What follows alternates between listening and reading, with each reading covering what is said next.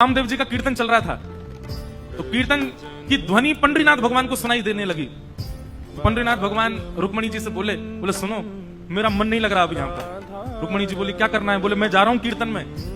बोले इतने लोग जो दर्शन के लिए आ रहे हैं ये? बोले अब इनको आप संभाल लो, लेकिन मुझे बहुत जोर से मन कर रहा है कीर्तन में जाने का, मुझसे रुका ही नहीं जा रहा, मैं जा रहा हूँ नामदेव जी के कीर्तन में।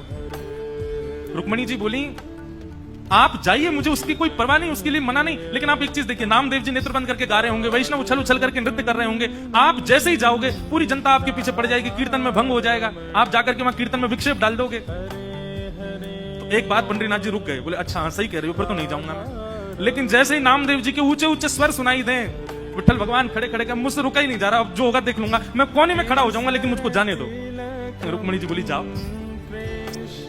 पंडरीनाथ भगवान पीतांबरी पहने, गले में सुंदर माला है और ये मुकुट धारण किए, मत्स्याकृत मछली के आकार के कुंडल, और दौड़ रहे हैं नामदेव जी के कीर्तन की ओर। असंख्य भीड़ लगी है। ठाकुर जी ने सोचा कहीं विघ्न ना आ जाए, तो बाहर खड़े हो गए, और जहां से केवल नामदेव जी की झलक दिख रही है, कीर्तन हो रहा है, सब नाच रहे हैं, वहीं से ठाकुर जी देख रहे हैं, और देख करके वहीं झूम रहे हैं। इतना आनंद ठाकुर जी को आ रहा है।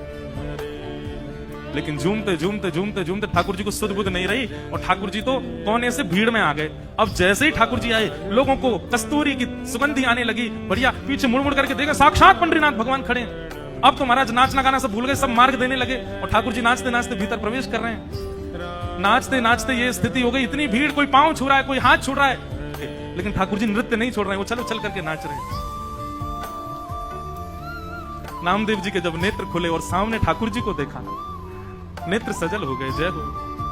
कभी कभी संशय होता है नाथ, हम आपके भक्त हैं कि आप हमारे भक्त हो? अरे इतना उतावलापन, इतनी उत्सुकता तो किसी भक्त में नहीं होती। वो अपने वस्त्र का भान तो रखता है, आप तो कीर्तन में वस्त्रों का भी भान नहीं रखते ना। ऐसे हमारे श्री पंडरीनाथ और बड़े दयालु ठाकुर जी। तो जनाबाई जैसे ही पहुंची नामदेव जी के घर, वहां नामदेव जी कीर्तन कर रहे थे, वैष्णव नाच रहे हैं, मृदंग लेकर के करताल बजा रहे हैं।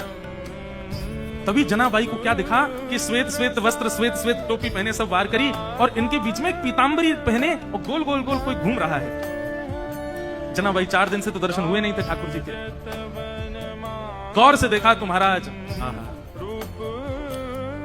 सुंदर ते ध्यान उभे विटेवरी, सुंदर ते ध्यान उभे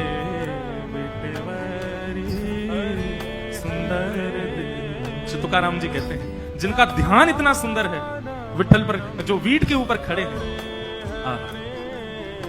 जैसे ही दर्शन किया जनाबाई के, तो रोम रोम प्रफुल्लित हो गए, आनंदित हो गए। आहा, साक्षात पंडरीनाथ भगवान नृत्य कर रहे हैं नामदेव जी के कीर्तन में।